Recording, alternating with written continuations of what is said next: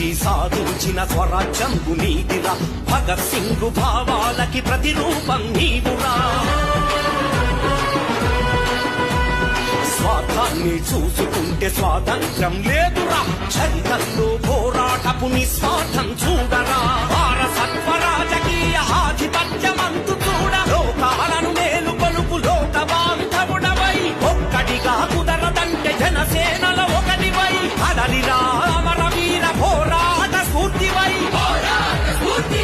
ఉడుకుతోంది ఉక్కు నరం, ఉరుముతోంది హక్కుగళం.